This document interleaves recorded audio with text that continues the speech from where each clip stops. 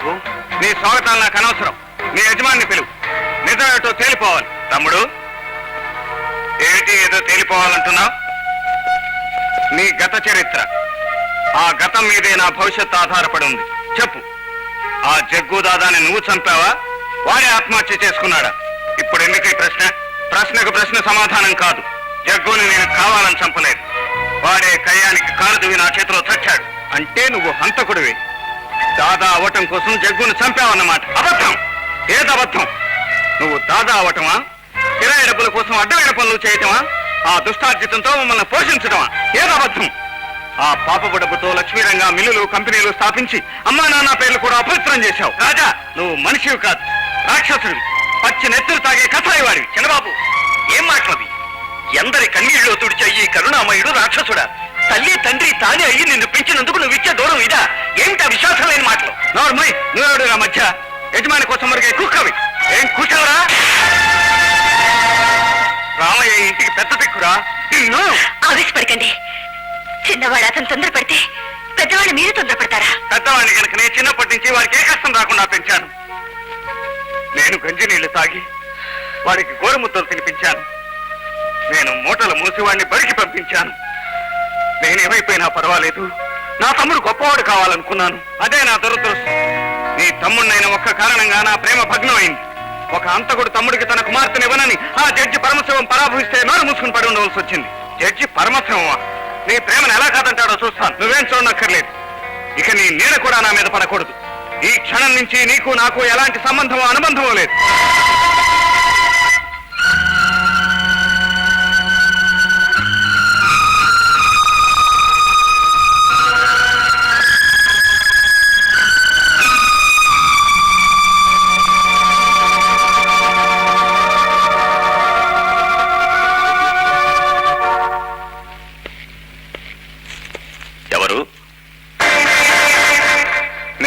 గారు, నువ్వా? ఎందుకు వచ్చావు? కయ్యం కోసమా? కాదు, బియ్యం అందుకోవడానికి. బియ్యము నెయ్యము సరిసమానులైన మర్యాదస్తుల మధ్య నరమాంసం రుచి మరిగిన పెద్ద పులి సంతతికి, పాలిచ్చి పదుగురిని బ్రతికించే పరమసాధువుల జాతికి సంబంధం ఎలా సాధ్యం? నేను చట్టానికి కట్టుబడి న్యాయానికి నిలబడే ఒక జడ్జి. నువ్వు ఆ చట్టాన్ని న్యాయాన్ని తారుమారు చేసి శిక్ష నుంచి తప్పించుకున్న ఒక హంతకుడు. ఆనాడు నాకు శిక్ష విధించలేకపోయినందుకే ఇంతగా తపన పడుతున్నారు. నా చేతిలో చచ్చాడని మీరు చెప్తున్న ఆ జగ్గు దాదా అంతకుముందు ఎన్నో హత్యలు చేశాడు, ఎందరి కొంపలో కూల్చాడు. వాడికి ఏం శిక్ష విధించగలిగారు మీరు? మీ చట్టం అరికట్టలేని అన్యాయాన్ని నేను అరికడుతున్నాను. మీ కోర్టులు శిక్షించలేని దోషులను నేను శిక్షిస్తున్నాను. చట్టం ఒక రౌడీ చేతిలో ఆయుధం కాకూడదు. న్యాయం ఒక నేరస్తుడి అరచేతి ఆటబొమ్మ కాకూడదు. మిస్టర్ శంభూ ప్రసాద్, 100 పుణ్యాల ఫలితం ఒక్క పాపంతో తుడుచుకుపోతుంది. కానీ ఒక్క పాపం ఫలితం 1000 పుణ్యాలతో కూడా మాసిపోదు.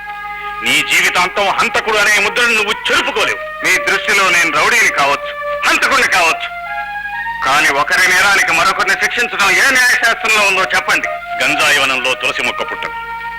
రౌడీల కొట్లాటల మధ్య, హతుల గోలీల మధ్య ఒక కూలీకోరు తమ్ముడిగా పెరిగిన రాజాకి కూడా అదే హింసా ప్రవృత్తి ఉంటుంది. ఏ ఆవేశపు గడియల్లోనూ, ఏ స్వార్థపు ఆలోచనతోనూ ఏదో ఒక రోజు అతను కూడా హంతకుడే అవుతాడు. మీరు నన్నెంత నిందించినా సహిస్తాను, కానీ నా తమ్ముడిని ఒక్క మాట అంటే సహించను. నా కొట్లాట్ల గాలి కూడా వాడికి సోకనివ్వలేదు. నేరాల నీడ వాడి మీద పడనివ్వలేదు. వైతరిని వంటి ఆ భయంకర వాతావరణానికి దూరంగా పంపించి వాడిని చదివించాను. జడ్జి గారు, రాజారాణి ఇద్దరు చదువుకున్న వాళ్ళు, మనస్ఫూర్తిగా ప్రేమించుకున్నారు. మీరు అనుసరించే చట్టం కన్నా, పాలించే న్యాయం కన్నా, సమర్పించే సమాజం కన్నా అన్నిటికన్నా మిన్న ప్రేమ. ఆ ప్రేమతో పునీతమైన యువ హృదయాలను విడదీసి పాపం కట్టుకోవద్దు. నీవెన్ని నీతులు వల్లించినా, ఎంత వాదించినా ప్రయోజనం శూన్యం. ఈ జడ్జి పరమశివం తీర్పుకి మార్పు ఉండదు. ఆ ప్రేమికుల తీర్పు కూడా మార్పు ఉండదు. మీరు ఎంత కాదనుకున్నా వాళ్ళ వివాహం జరిగి తీరుతుంది.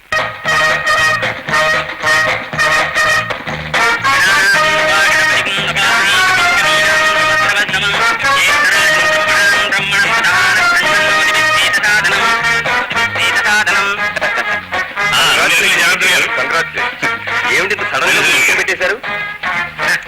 జడ్జి గారు కేసును వాయిదా వేయగలరు కానీ పెళ్లిని వాయిదా వేయలేరుగా.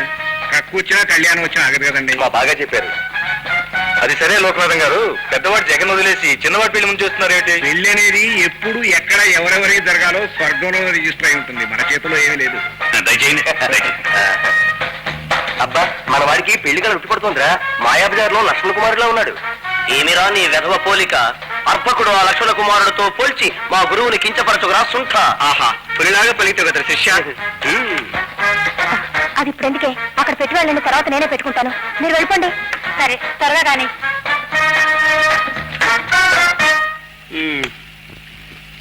అయ్యా 9 అన్నారు, 10 అయింది, 11 అయింది. అసలు ఆ పెళ్లి కూతురు వస్తుందంటారా?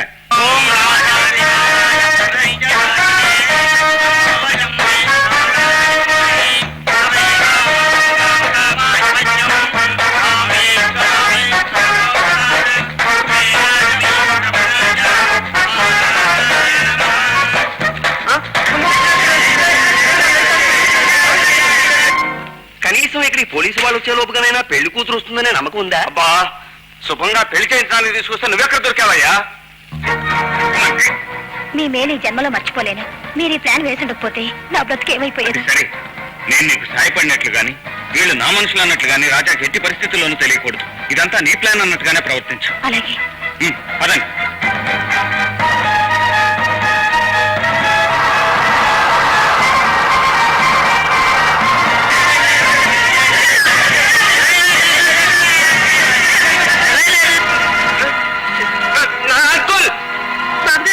కనిపించలేదండి. కనిపించడం లేదు. అవునండి. ఇల్లంతా వెతికావా? వెతికానండి. రాజా, ఏమిటా నీ ఇంత ఆలస్యం? ఎవరు వీళ్ళంతా? వీళ్ళే. నేను తప్పించుకోవడానికి సాయపడింది. అలాగా, త్వరగా రా, ముహూర్తానికి టైం అవుతుంది. అంకుల్ అంకుల్, అంతా వెతికాం, ఎక్కడ కనిపించలేదు. ఎంతకు తెగించింది? గొంప తీసావు కదా పరమశివం, 10 మందిలో నా పరువు తీసావు. మన పరువు ఒకటి దిగిస్తే పోయేది కాదన్నా. పాపం తన పరువు ఏమవుతుందో జడ్జి గారిని ఆలోచించుకోండి. ఇంకా ఏం ఆలోచిస్తారా కూతురు లేచిపోతే? ఏమైనా సరే నాకు నా రాణి కావాలి, నా రాణి, నా ఉడ్పి. ఊరు మీద పిల్ల సన్నాసి, దేశంలో ఆడపిల్ల కరువైనట్టు కాకులు నువ్వు ఒంటి మీద గుడ్డ కూడా కాపాడుకోలేకపోయా. పద.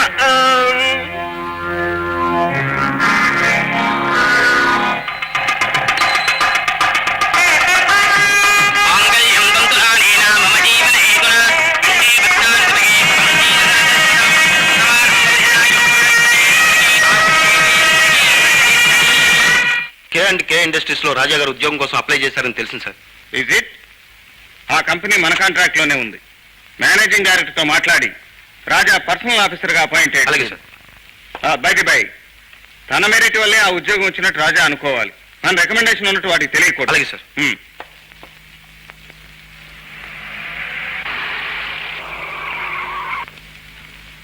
రంగా రంగా, ఎక్కడ తెచ్చావురా? రాబే, ఈ యుగంలో చిన్న డబ్బులు డబ్బు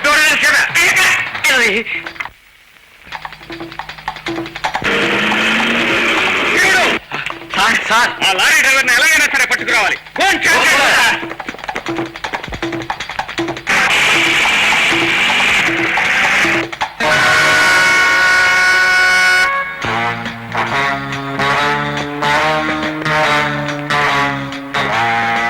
నువ్వు బలరాము కదరా బద్మాష్? కాదు, నా పేరు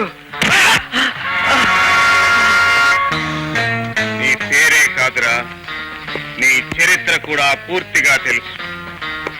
ఎవరిని మర్చిపోయినా నిన్ను, నీ గుడ్డి కన్నుని మర్చిపోలేదు. ఎక్కడ నీ యజమాని? యజమానా, ఆ లారీ నా సొంతం. కూలిక విషయం దాగే కుక్కవి నువ్వు ఆ లారీకి యజమానివా? చెప్పు. 16 ఏళ్ల క్రితం నా తల్లిదండ్రులను చంపిన ఆ రాక్షసుడు లోకయ్య ఎక్కడున్నాడో చెప్పు. తెలీదు, నాకు తెలీదు. తెలీదు?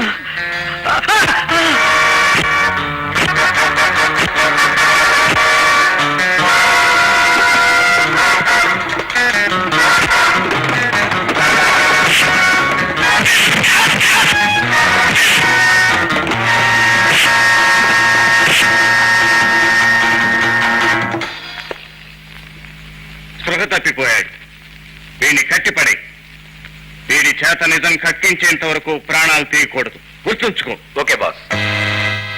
ఇంతకీ బలరాముని పట్టుకున్నది ఎవరు? ఎవరో తెలీదు బాబు. మా గురువుని అక్కడ చీకటి కొట్లో కట్టిపడేశారు. లోకయ్య ఎవరు, అతను ఆచూకీ చెప్పే వరకు నేను వదలను. చెప్పరా చెప్పు అంటూ చితకబాతున్నారు బాబు. లోకయ్య. గురువుని ఎలాగైనా కాపాడండి బాబు. ఆ పట్టుకున్న వాడెవడై ఉంటాడు? దాహంగా ఉందా?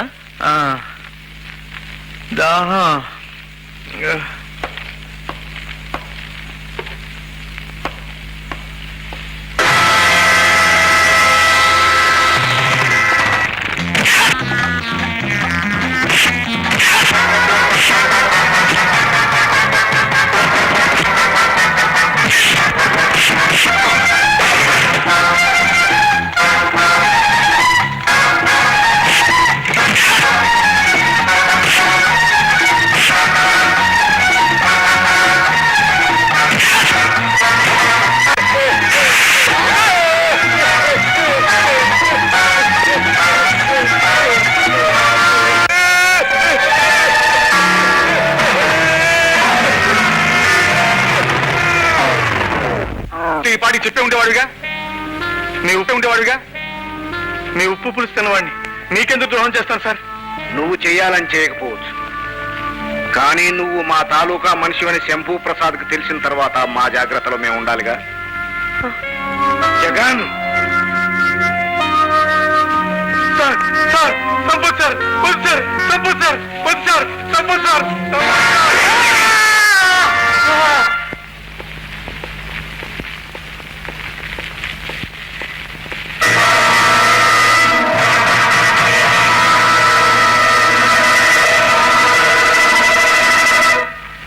నమస్కారం అండి. నమస్కారం, కూర్చో. నన్ను ఎందుకు పిలిపించారు? కేకే ఇండస్ట్రీస్ లో పర్సనల్ ఆఫీసర్ ఉద్యోగం వచ్చిందని విన్నాను. డ్యూటీలో జాయిన్ అయ్యావా? లేదండి, ఆ ఉద్యోగం నాకు ఇష్టం లేదు. ఎందుకని? ఆ ఉద్యోగం ఇప్పించింది మా అన్నయ్య గనుక. సరే, నీ కుటుంబ వ్యవహారాలు నాకు అనవసరం అనుకో. అయినా నీ అర్హతలకు ఇంత చిన్న ఉద్యోగమా? నీకేమీ అభ్యంతరం లేకపోతే మా కంపెనీలో జనరల్ మేనేజర్ ఉద్యోగం ఇప్పిస్తాను. రేపే డ్యూటీలో జాయిన్ అవ్వు. చాలా థ్యాంక్స్ అండి. All the best. ఏమిటి నాన్న, చూసి పగవాడి తమ్ముడిని మన క్యాంపులో చేరుస్తున్నారేంటి? అక్కడే ఉంది కిటు. వాడికి వీడు తమ్ముడే అయినా వాడికి వీడు ఎదురు. వీణ్ణి మనం అదుపులో పెట్టుకుంటే వాడికి బెదురు.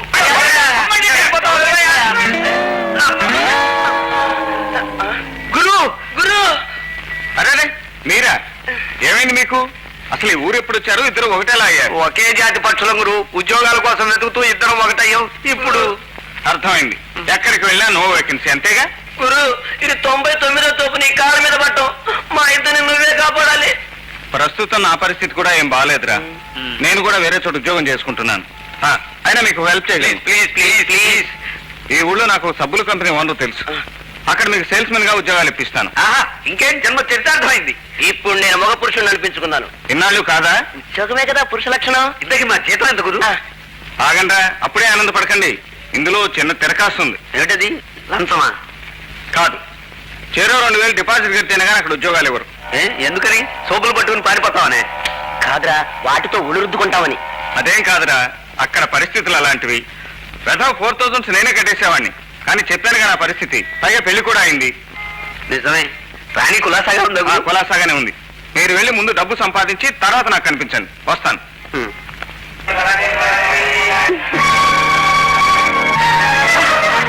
ఏడుస్తుంది, ఆగిపోయావు? మా అన్నయ్య.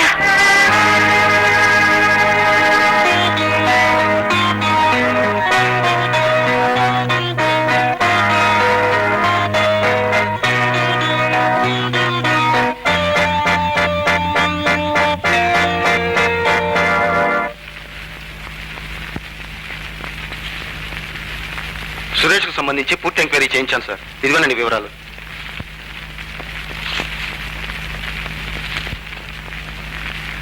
వాళ్ళిద్దరూ ప్రేమించుకున్నారు. తెలుసు పెళ్లి చేసుకోవాలనుకుంటున్నారు. తెలుసు. అసలు సురేష్ ఇక్కడికి వచ్చింది మీ ఆశీర్వాదం తీసుకోవడం కోసం. అదే తెలుసు. అన్నీ తెలిసి మరి మాట్లాడరే? మాట్లాడేదే ఉంది. సుధను కాలేజీ మాన్పించేయటమే. అంటే వెంటనే పెళ్లి చేయాలనుకుంటున్నారా? కాదు, పెళ్లి ముందు ఇలాంటి ప్రేమ వ్యవహారాల్లో పడకుండా ఉండటానికి. ప్రేమించి పెళ్ళాడడం తప్ప? ఉభయలు మనస్ఫూర్తిగా ప్రేమించుకుంటే తప్పు కాదు. సురేష్ నన్ను గాఢంగా ప్రేమించాడన్నయ్యా. అది నీ భ్రమ. అతను ప్రేమించింది నిన్నో నీ ఐశ్వర్యాన్ని తెలుసుకోగల వయసు కాదు నీది. అమ్మా సుధా, నేను నేను బ్రతికుండగా నువ్వు కంటతడి పెట్టకూడదు. నీ జీవితంలో చీకటి శోకం తుంగి చూడకూడదు. నిన్ను అల్లారు ముద్దుగా పెంచుకున్నది ఎవడో అనర్హుడికిచ్చి పెళ్లి చేయడానికి కాదమ్మా. సురేష్ అనర్హుడు కాదన్నయ్యా, చదువు సంస్కారం ఉన్న బుద్ధిమంతుడు. నువ్వే ఏదో పొరపాటుగా అంచనా వేశావు. నా అంచనా ఎప్పుడూ పొరపాటు కాదు. దేశమంతా గాలించైనా సరే నిన్ను కళ్ళలో పెట్టుకుని కాపాడుకోగల వరని తీసుకొచ్చి పెళ్లి చేస్తాను. ఆ సురేష్ ని మర్చిపో. అది కాదన్నయ్యా. అతను నీకు తగలని చెప్పాను. ఊరికే మంకు పట్టు. అమ్మా సుధా, నీ భవిష్యత్తుకి ఏది మంచిదో ఏది చెడ్డదో మీ అన్నయ్య కన్నా ఎవరికో ఆలోచిస్తారు చెప్పు. అన్నయ్య ఆలోచిస్తున్నది నా భవిష్యత్తు గురించి కాదు, తన అంతస్తు గురించి. ఏమిట్రా ఇది? వీడిని మీరే రక్షించాలండి. సరాసరి కాళ్ళ మీద పడేసావు. ఏమొచ్చినా వీడికి? రోగం అండి. రోగమా? అయితే డాక్టర్ దగ్గర తీసుకెళ్ళిపోయావా? నా దగ్గరికి డాక్టర్లు కుదిర్చే రోగం కాదండి, ప్రేమ రోగం. ఓహో, పెళ్లి చేసేపోయావా రోగం కుదిరేది? అదంతా తేలి కాదు బాబు గారు. వీడు పోయి ఆ శంభు ప్రసాద్ గారి చెల్లెలు పట్టాడు. ఆయనేమో ఈయన చీకొచ్చాడు.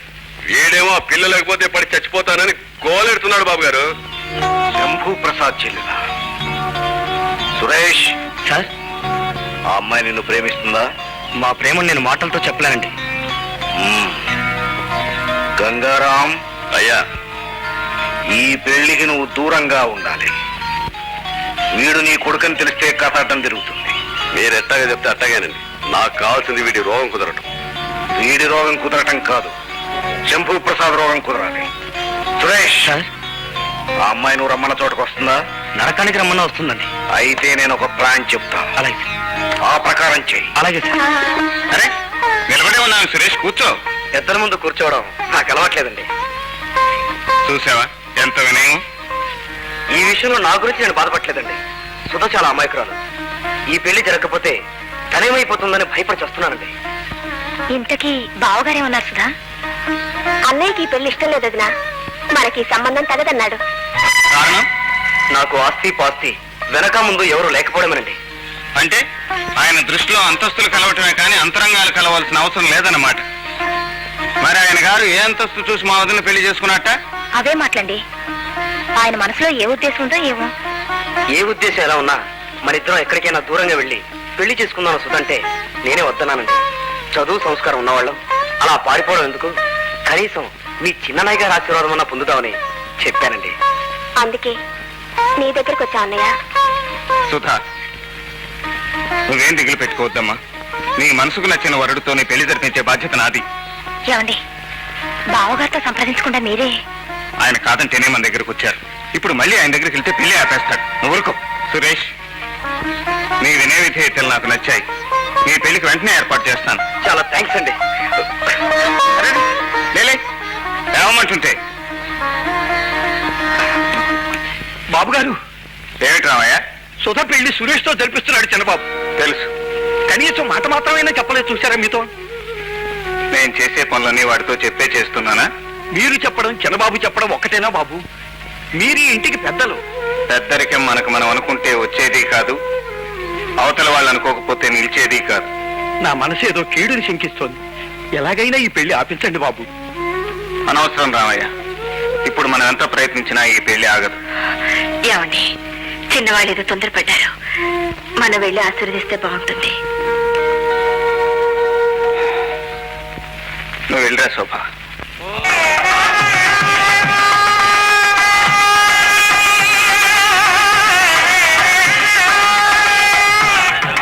హలో లోకనాథన్. మంచి పని చేస్తున్నావు రాజా. మీ అన్నయ్య మూర్ఖంగా వద్దన్నా ఈ ప్రేమ వివాహం నువ్వు జరిపిస్తున్నారండి.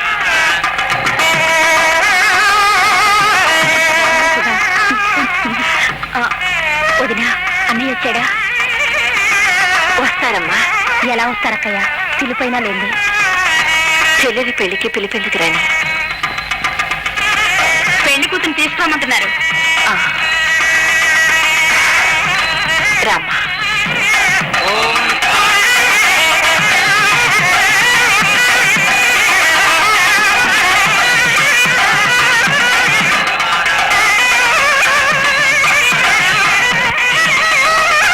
పంచండి.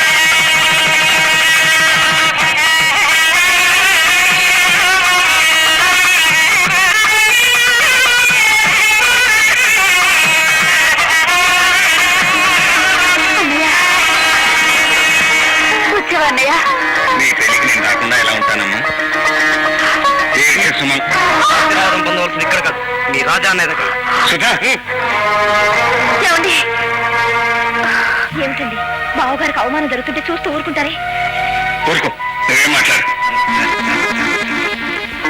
ఏమండి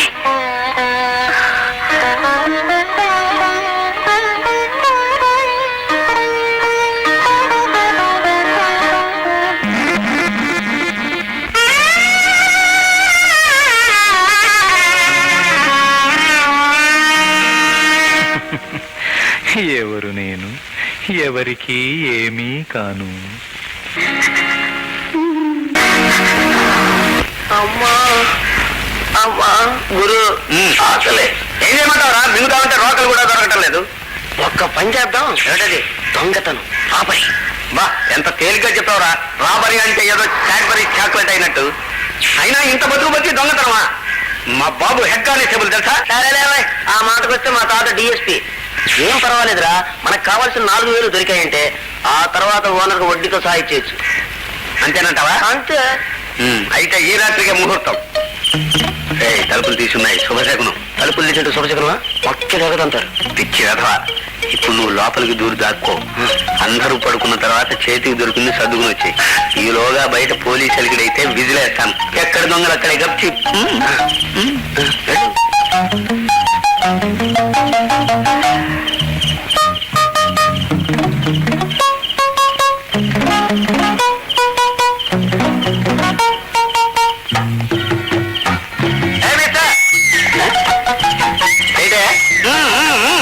వస్తున్నా వస్తున్నా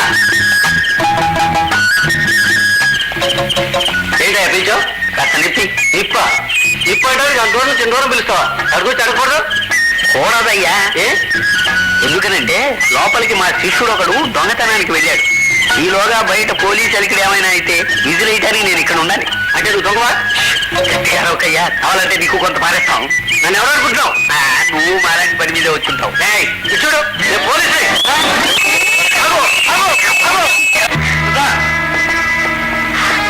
ఎవరండి నేను నేను కామిని నాకు యజమానురావు అంటే ఈ ఇంటికి కూడా యజమానురావు అన్నమాట తాళి కట్టిన భార్య ఇంట్లో ఉండగా మరో ఆడదాన్ని తీసుకొచ్చి ఇంటి యజమానులు చెప్పడానికి నీకు సిగ్గులేదు సిగ్గెందుకు నాకు గురువు నేస్తం ప్రేయసి సర్వం కామిని అసలు కామిని మాట మీద నేను పెళ్లి చేసుకున్నాను నోరు మూసుకు వెళ్ళి మా ఇద్దరు కాఫీ తీసుకురా సినిమాకి వెళ్ళాలి కాఫీ కాదు ఇంత విషయం తీసుకొస్తాను ఏమి ఆయనకి సిగ్గు లేకపోతే నీకు మానాభిమానాలు లేవు మరో స్త్రీ కాపురంలో చిత్తుపెట్టడానికి వచ్చావా మర్యాదగా నా ఇంట్లోంచి బయటికి రాడు అలా మాట్లాడుతూ ఉంటే చూస్తూ ఊరుకుంటావే సురేష్ కామిని ఇంకొక మాట తూలామంటే నీ తొక్క చేస్తా కొట్టినా చంపినా అతిశాతికి ఉండడానికి వీల్లేదు పోలే దైవా కూర్చో కామిని తెయ్యమంటావా కామిని తెయ్యమంటావా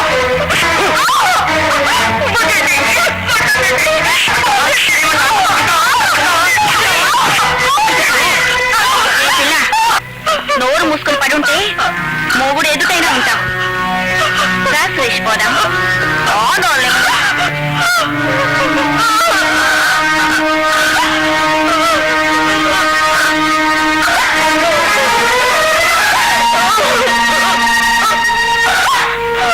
ఊరుకో సుద్దమ్మా ఊరుకో పెద్ద పిల్లాంటి చెమ్ము ప్రసాద్ గారు చెల్లెలివి నీకు దెబ్బలు తినే కర్మేవిడి తల్లి స్వయంకృత అపరాధం అన్నయ్య మాట కాదని పెళ్లి చేసుకున్నందుకు ఫలితం అన్నయ్య ఫోన్ చేసి చెప్పమ్మా ఎందరి కుటుంబంలో సరిదిద్దిన ఆ పెద్ద మనిషి జల్లుల కాపురాన్ని సరిదిద్దినారా అయినా ఏ మొక్కం పెట్టుకొని చెప్పదు ఈ పరిస్థితి తెలిసిందంటే అన్నయ్య గుండె పగిలిపోతుంది వద్దులాగమ్మా వద్దు అమ్మా సుధా అన్నయ్య అన్నయ్య కూర్చో వదిన అందరూ బాగున్నారా ఏమిటమ్మా ముఖం మీద దెబ్బలు దెబ్బ అదే అదేం లేదన్నయ్య పోకు దెబ్బ తీసుకుంటే గోడ కొట్టుకున్నాను అంతే అన్నయ్య నీ వెళ్ళి కాఫీ తీసుకొస్తాను ఉండన్నయ్య వద్దమ్మా అవతల నాకు అర్జెంట్ పని ఉంది సురేష్ ఎక్కడ ఇంట్లో సరుకులు తేవడానికి బజార్కి వెళ్ళారు అలాగా ఈ డబ్బు ఉంచుకో డబ్బెందుకన్నయ్య ఉండని అమ్మా అవసరానికి పనికొస్తుంది వస్తాను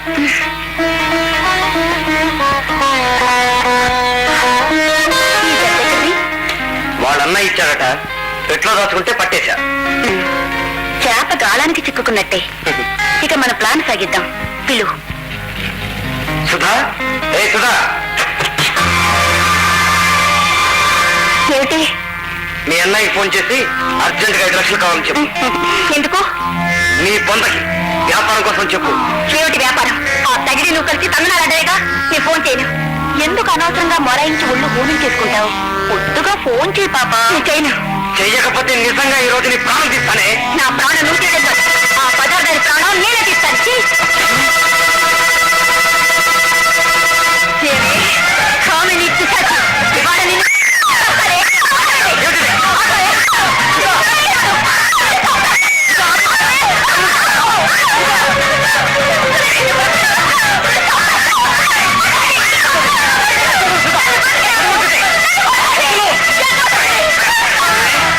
స్వామిని చంపుతావా? ఈ రోజు నీ ప్రాణం తోటలే.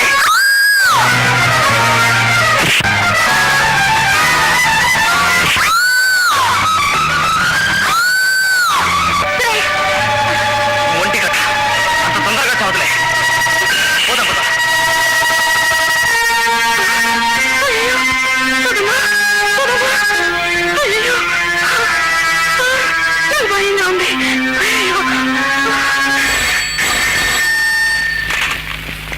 హలో, నేనమ్మగారు సుధమ్మగారు పని మనిషి నాగమ్మను మాట్లాడుతున్నాను.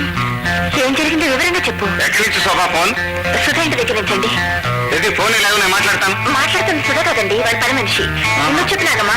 సురేష్ గారు సుధమ్మ గారిని చితకబారేశారు అమ్మగారు. ఇప్పుడు సుధ ఎలా ఉంది? ఆమెను చూస్తుంటే నా కడుపు చెరువైపోతుంది అమ్మగారు. సరే, ఏమిటి శోభా, సుతకేమైంది? అవన్నీ ఆడవాళ్ళ విషయాలు. రాణి రాణి. అక్కయ్య, రాజా, నువ్వు ఒకసారి సుధ ఇంటికి రావాలి. ఇంతకీ ఏం జరిగింది? భార్యాభర్తలు ఏదో కీచులాడుకున్నారట. పని మనిషి ఫోన్ చేసి చెప్పింది. ప్రేమించి పెళ్లి చేసుకున్న వాళ్ళు వాళ్ళకి అప్పుడే తగాదాలేమిటి? అతనికి పెళ్లికి ముందు వేరే ప్రియురాలు అంటుంది. దాన్ని సరాసరి ఇంటికి తీసుకొచ్చాడట. అంత పని చేశాడా? సుధ ఎదురు తిరిగి కొట్టాడట. సుతను కొట్టాడా? రాజా, ఏమండి రాగు? ఏమండి? రాజా, ఏమండి? నాకు భయంగా ఉంది. ఏమవుతుందో ఏమో. నువ్వు ఇక్కడే ఉండు, నేను వెళ్ళొస్తాను.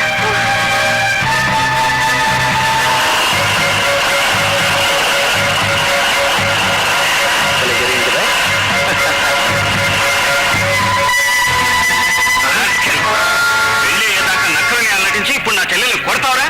నీకు దూడ గుంపుడు కట్టి కూడాను.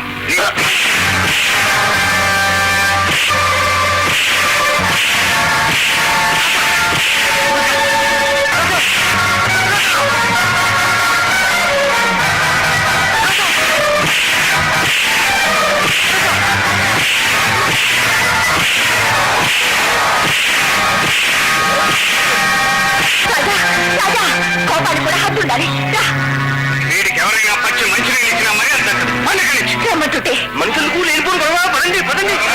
ఎవరయ్యా? అయ్యయ్యో. సుధా, అమ్మా సుధా, నేనమ్మా అర్థం నేను వచ్చాను. సుధా, ఏమైంది నాగమ్మా? డబ్బు కోసం మీకు ఫోన్ చేయమంటే చేయనందుకు చిటిక పారేసి వెళ్ళిపోయారండి ఆ సురేష్ బాబు గారు.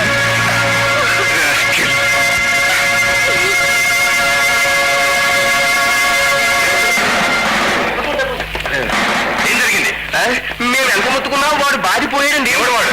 రాజా అని శంభూ ప్రసాద్ తమ్ముడు. వెళ్ళిపోయాడు.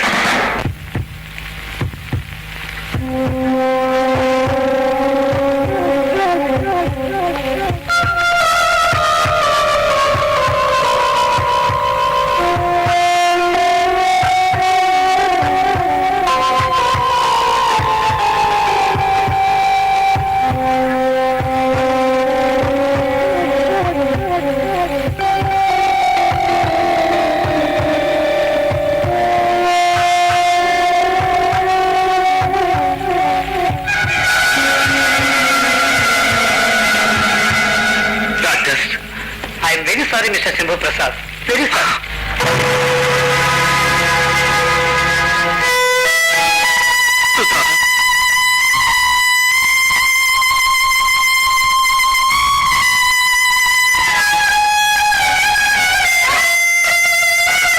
నాగమ్మా, నాగమ్మా, సుధక్కరా, ఇప్పుడే పెద్దబాబు గారు వచ్చి హాస్పిటల్ తీసుకెళ్లారమ్మా. పెద్దబాబు గారు ఇక్కడికి వచ్చారా? అవునమ్మా. పదరాజా, తొందరగా తొందరగా హాస్పిటల్కి వెళ్దాం. ఏమిటి ఇన్స్పెక్టర్? మిస్టర్ రాజా, ఎవరు అండర్ అరెస్ట్. ఎందుకు? మీ బావమతి సురేష్ ను కొట్టి చంపినందుకు. సురేష్ ని రాజా చంపలేదు, దానికి నేను సాక్ష్యం. సారీ మేడం, రాజా చంపినట్టు సాక్ష్యాలు ఉన్నాయి. Come on Raja.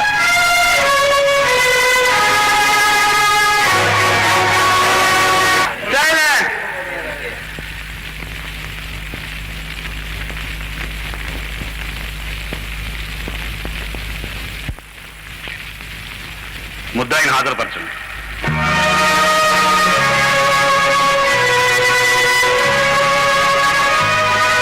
You can proceed mister prosecutor. Thank you your honour. Mister Raja, సురేష్ను చంపాలనే ఉద్దేశం నీకు ఎందుకు కలిగింది? సురేష్ నేను చంపలేదు. కొట్టావు, చచ్చే వరకు కొట్టావు. నేను కొట్టినప్పుడు ఆ నీచుడు చావలేదు. యువర్ ఆనర్, సురేష్ చనిపోయిన తర్వాత కూడా ముద్దాయికి అతని మీద ఎంత కోపం ఉందంటే బతికుండగా ఎంత కసి ఉండేదో అర్థమవుతుంది.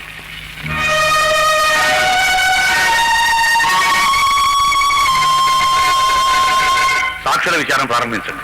Thank you your honour. Prosecution inspector Gopal Rao. Inspector Gopal Rao. Inspector, హతుడు మరణించిన రాత్రి ఆ సంఘటన జరిగిన స్థలానికి మీరు వెళ్లేసరికే సురేష్ చనిపోయాడా, ఆ తర్వాత చనిపోయాడా? మేము వెళ్లేసరికే శవం చుట్టూ జనం మూగున్నారు. మరి రాజాయే హంతకుడని ఎలా నిర్ధారణ చేశారు? సురేష్ ని చావబాదింది రాజా అని ప్రత్యక్ష సాక్షులు చూసి చెప్పారు కనుక. Thank you. That's all your honour. తర్వాత సాక్షి జాస్తి జలమయ్యా, జాస్తి జలమయ్యా. చలమయ్య గారు, రాజా సురేష్ కొడుతుండగా మీరు చూశారా? 2 కళ్ళతో చూశానండి. ఆహా, మీరు అప్పుడు అక్కడ ఎందుకున్నారు? నేనొక్కడేమిటి సార్, ఊళ్ళో జనమంతా ముగితేను. అవును, రాజా కొడుతుండగా సురేష్ ఎదురు తిరిగాడా? ఎక్కడ ఎదురు తిరుగుతాయండి, కాళ్ళ చేతిలో ఒకటే బాధుడు బాతుంటాను. అంటే దెబ్బలాటలో అనుకోకుండా చనిపోవడం కాదు, సురేష్ ని చంపడం కోసమే రాజా కొట్టేయండి మీ ఉద్దేశమా? Objection your honour. ప్రాసిక్యూషన్ వారు సాక్షిని తన వాదనకు మళ్లించుకోవడానికి ప్రయత్నిస్తున్నారు. Objection sustained. రాజా సురేష్ ని కొట్టి వెళ్ళిపోయిన తర్వాత మీరేం చేశారు? ఏం చేస్తాం, వాడు చచ్చినా సరే పచ్చి మంచినీళ్ళు ఇచ్చారంటే మర్యాద దక్కదని భయపెట్టి వెళ్ళిపోయాడండి. మేమందరం ఇళ్లలో దూరాం, కిటికీలు కూడా మూసుకున్నామండి. అక్కడికి నాకే మనసు ఉండబట్టక మా ఇంటి నుంచి పోలీస్ స్టేషన్కి ఫోన్ చేశాను. That's all your honour. తర్వాత సాక్షి శ్రీమతి శోభాదేవి. శ్రీమతి శోభాదేవి, రాజా సురేష్ ని కొడుతున్నప్పుడు రాజా పక్కనే మీరు ఉన్నారు కదూ? ఉన్నాను. అంటే సురేష్ హత్యకి మీరు ప్రత్యక్ష సాక్షి అన్నమాట. ప్రత్యక్ష సాక్షిని, కానీ సురేష్ హత్యకు కాదు. సురేష్ రాజా దెబ్బలకు చనిపోలేదు. ఆహా, మరి ఆ స్పాట్ నుంచి రాజాని హడావుడిగా ఎందుకు తీసుకెళ్లారు? ఇంకా కొడితే అతనికి ఏదైనా ప్రమాదం జరుగుతుందేమోనని. కానీ అంతకు ముందే ప్రమాదం జరిగిపోయిందని మీకు తెలియదు? లేదు, అప్పటికే ప్రమాదం జరగలేదు. పోనీ వెళ్లే ముందు సురేష్ ని కదిలించి చూశారా? లేదు. యువర్ ఆనర్, హతుడు సురేష్ ని తానే కొట్టినట్టుగా ముద్దాయి రాజా అంగీకరించాడు.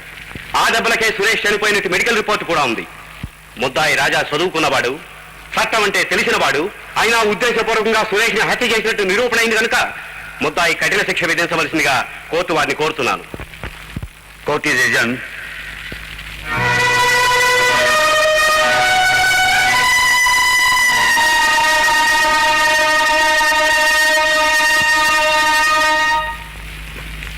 నాన్న, ఎవరు? నేనే నాన్న. అలా పిలిచే అర్హత ఏనాడో కోల్పోయావు. అసలు ఈ గడప దొక్కే హక్కు నీకు లేదు. ఎందుకు వచ్చావు? పెళ్లి చేసుకున్నప్పుడు మీ ఆశీర్వాదం పొందలేకపోయాను. ఇప్పుడైనా మీ దీవెనలు అందుకుందామని వచ్చాను. ఏమని దీవించ? తండ్రి పరువు తీసిన తనయవు చిరంజీవాన్ని దీవించన? రేపో మాపో ఉరికెంబెక్కడ ఉన్న ఒక హంతకుడు భార్యవు దీర్ఘసుమంగళీ భవాని ఆశీర్వదించు. నేరస్తులను శిక్షించే జడ్జిగా కాక బిడ్డల తప్పులు క్షమించే తండ్రిగా ఆలోచించండి. ఆలోచించే అవకాశమే లేదు. చట్టం న్యాయం అనుబద్ధాలకు అతీతమైనది. హంతకుడు తమ్ముడు హంతకుడు అవుతాడని నేను ఆనాడే చెప్పాను. రాజా హంతకుడు కాదు. మా కుటుంబం మీద ద్వేషం కొద్దీ ఎవరో దుర్మార్గులు హత్య చేశారు. డాక్టర్ రిపోర్టు ప్రకారం రాజా కొట్టిన దెబ్బలకే హతుడు చచ్చిపోయాడు. లేదు, రాజా కొట్టిన దెబ్బలకు సురేష్ చనిపోలేదు. రాజా నేను తీసుకెళ్లేటప్పుడు సురేష్ బతికే ఉన్నాడు. ఆ తర్వాత చనిపోయాడంటే దీని వెనక ఏదో గూడు పుటానే ఉంది. ఆ రహస్యం తెలియ వరకు మీ తీర్పు ఆపండి. నాకు ప్రతిభిక్ష పెట్టండి. కాలం నీకోసం ఆగదు. నాకు తెలిసినంత వరకు రాజాకి ఉరికమ్మని తప్పదు. ఇక వెళ్ళండి.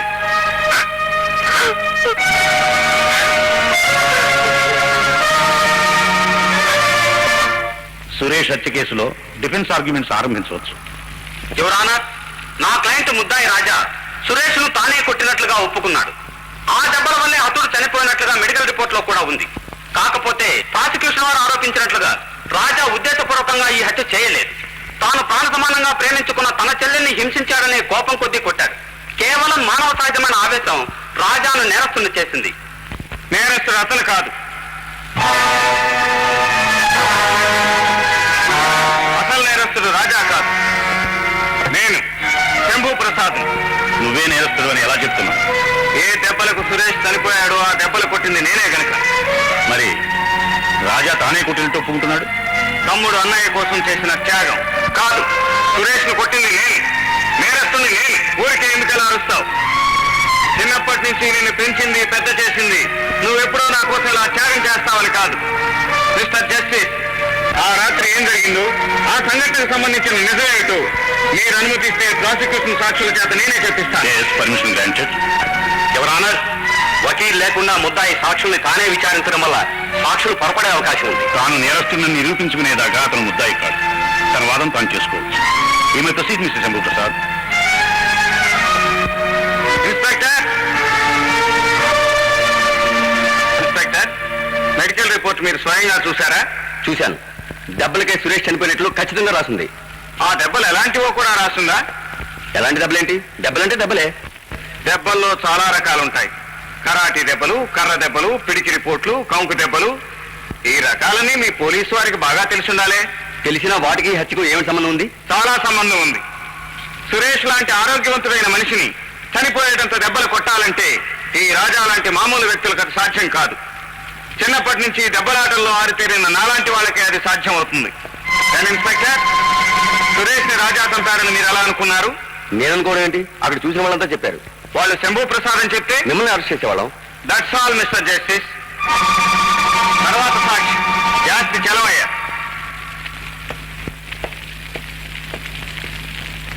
చలవయ్య గారు, మీరు నన్ను గుర్తుపట్టగలరా? మిమ్మల్ని గుర్తుపట్టలేకపోతే ఏంటండి? మీరు శంభు ప్రసాద్ గారు.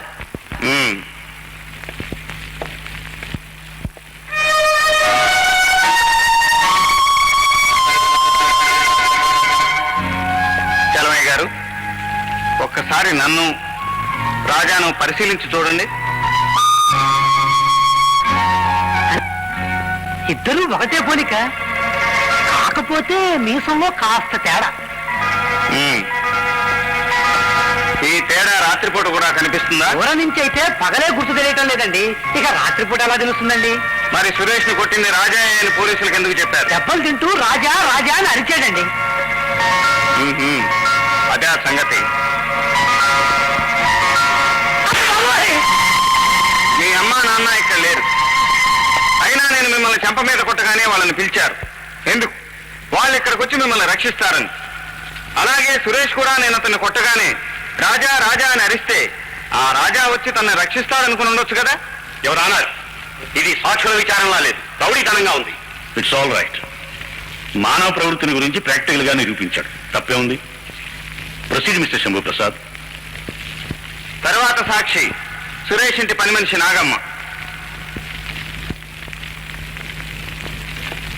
నాగమ్మ, సురేష్ నా చెల్లెలు కొట్టినప్పుడు ఎవరింటికి ఫోన్ చేశావు నువ్వు? మీ ఇంటికేనండి. ఆ తర్వాత సురేష్ ఇంటికి ముందుగా ఎవరొచ్చారు? తమరే కదండి సుధమాన్ని ఆసుపత్రి తీసుకెళ్లారు. That's all mister justice. ఫోన్లో నాగమ్మ చెప్పిన సమాచారం తెలియగానే నాకు విపరీతమైన ఆవేశం వచ్చింది. ఆ ఆవేశంలోనే ఈ ఘోరం జరిగిపోయింది మిస్టర్ జస్టిస్. తర్వాత సాక్షి శ్రీమతి శోభాదేవి.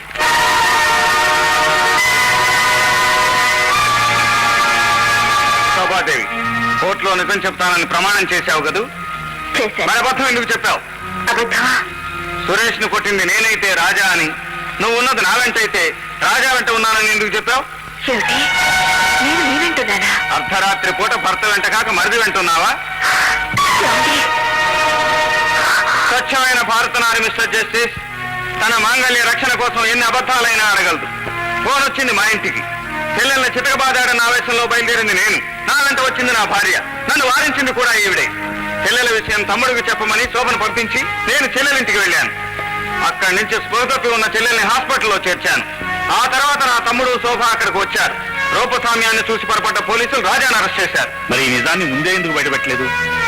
ఏ నేరస్తుడైనా వీలైనంత వరకు శిక్ష తప్పించుకోవడానికే ప్రయత్నిస్తాడు. ప్రాసిక్యూషన్ వాదంలో ఏదైనా లోపం జరిగి నా తమ్ముడు విడుదలవుతాడని ఆశించాను. నేను చేసిన నేరానికి నా తమ్ముడికి శిక్ష పడే పరిస్థితి వచ్చేసరికి ఇప్పుడు బయటపడక తప్పలేదు. All right. Inspector, Shambhu Prasad arrest చేసి కస్టడీలోకి తీసుకోండి.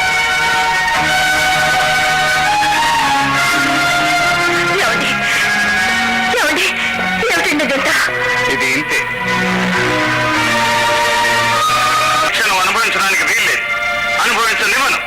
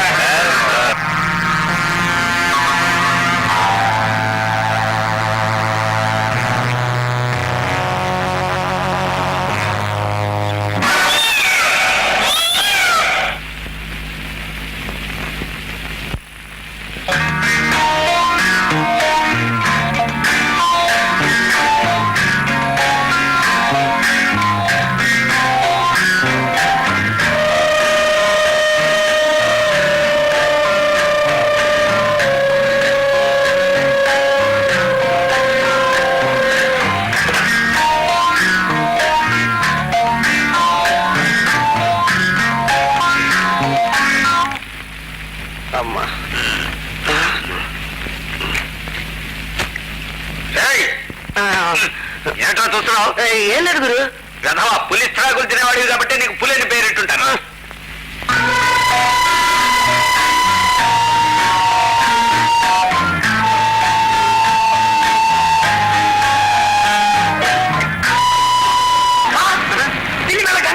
గంట కాదా? బంగారపు కాదు గురు. అయితే దాన్ని పట్టుకున్న ఈ రోజు మన దర్శనం తీసుకో.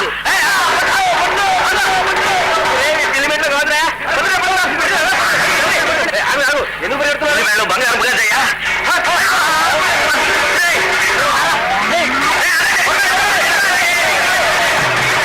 ఏం పరిగెడుతున్నారు?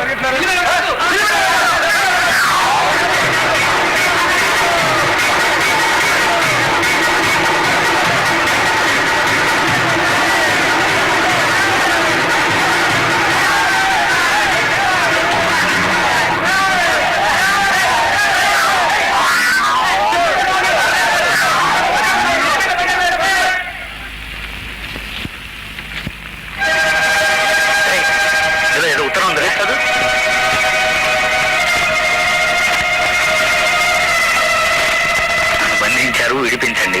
సురేష్ హత్య కేసులో నేను ప్రధాన సాక్షిని. హంతకులు ఎవరో నాకు తెలుసు. నా పేరు కామిని. అడ్రస్ దొరికింది. వెంటనే వెళ్ళి ఈ విషయం రాజాకి చెప్పాను. వాళ్ళ అన్నయ్యని కాపాడుకుంటాను.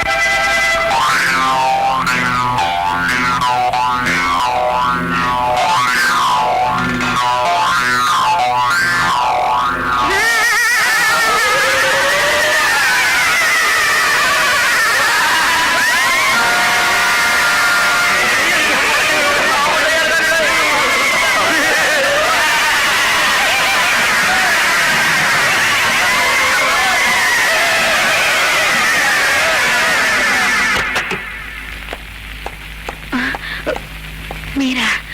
ఎవరు నేను ఇక్కడ బంధించింది? లోకనాథం. సురేష్ ని చంపింది లోకనాథం. ఆ రాత్రి మీరు సురేష్ను పట్టుకోగానే నేను భయపడి దూరంగా వెళ్ళిపోయాను. మీరు సురేష్ను కొట్టి వెళ్ళిపోయిన తర్వాత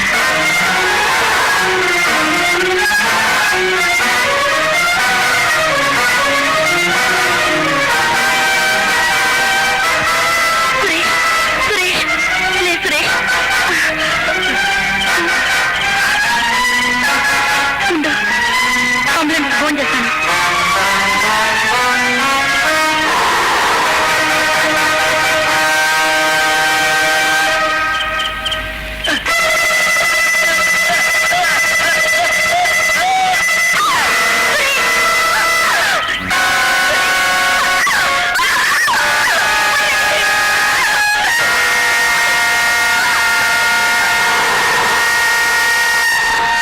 నన్ను చంపేవాళ్ళే, కానీ ఆ జగన్ కళ్ళు నా మీద పడ్డంతో నా చావు తప్పింది. సురేష్ కేసు తీర్పు అయ్యేంత వరకు నన్ను కదలనివ్వకుండా ఇక్కడ బంధించారు. నిజమైన హంతకుడు బయటికి రావాలంటే నేను ఇక్కడి నుంచి బయటపడాలి. అందుకే ఈ చీటీ పంపించాను. సింహం! గురు, ఈ కేసు తేలే వరకు కామిని బయట ఉంటే ప్రమాదం. పోలీస్ స్టేషన్కి తీసుకెళ్లి ఈ అమ్మాయికి రక్షణ కల్పించమని ఎస్ఐతో చెప్పండి. ఇంతమంది కాపలా ఉండగా కామిని తనంతట తాను తప్పించుకోలేదు. ఎవరో తప్పించి ఉండాలి. ఎవరది? నేను మిస్టర్ లోకనాథం. అజా, నేను మీతో ఒంటరిగా మాట్లాడాలి. వీళ్ళని బయటికి పంపించండి. బయటికి వెళ్ళి ఎవరిని లోపలికి రాకుండా చూడండి. నీచుడు, నాతో స్నేహం నటించి ఇంత ద్రోహం చేస్తావా? సురేష్ నువ్వు చంపి ఆ నేరం నా మీద పెడతావా? పొడవు ఊరుకుంటానండి. నా కొడుకుని యాదవాన్ని తిట్టారు, అందుకే కసుక్కున్న పొడి చేశారు. వాటర్ బాటిల్ సార్, ఏదైనా water bottle sir, water bottle ఇప్పించారు సార్.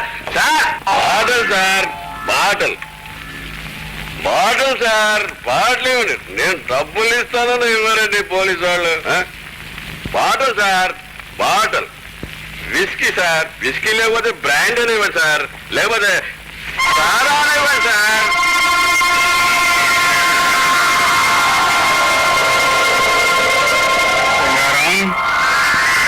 కాంట్రాక్టర్ లోకయ్య తొత్తు కదరా నువ్వు? ఎక్కడ వాడు? చెప్పు. ఆ లోకయ్య గారు ఎక్కడ? లోకయ్య ఎవరు? 16 ఏళ్ల నాడు నా తల్లిదండ్రులు చంపిన రాక్షసుడు. అంటే నువ్వు నాటి లేబర్ యూనియన్ లీడర్ రంగారావు కొడుకు. చెప్పు, అన్నించుడు ఎక్కడ? నాకు తెలీదు. తెలీదు?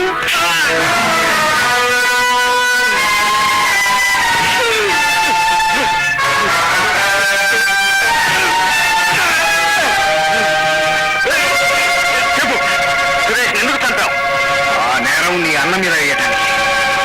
ఆ రాత్రి సురేష్ను కొట్టింది నువ్వు అనుకోలేదు, నీ అన్న అనుకున్నాను. నా అన్న మీద నీకెందుకంత పగ?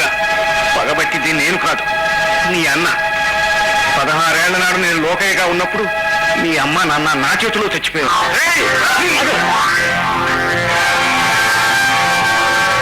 ఇప్పటి లోకనాథే, ఆనాటి లోకయ్య. లోకనాథ్, కామిని ఎక్కడ దాచాడో చెప్పేంత వరకు ఇతను బతికే ఉండాలి. ఇతన్ని తీసుకెళ్లి గోడలో కట్టిపడేయండి.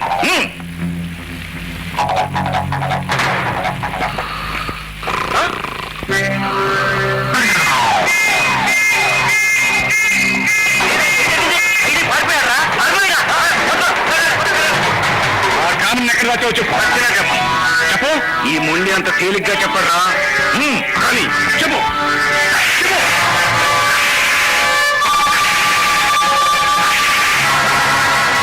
నేను పట్టుకొచ్చాను.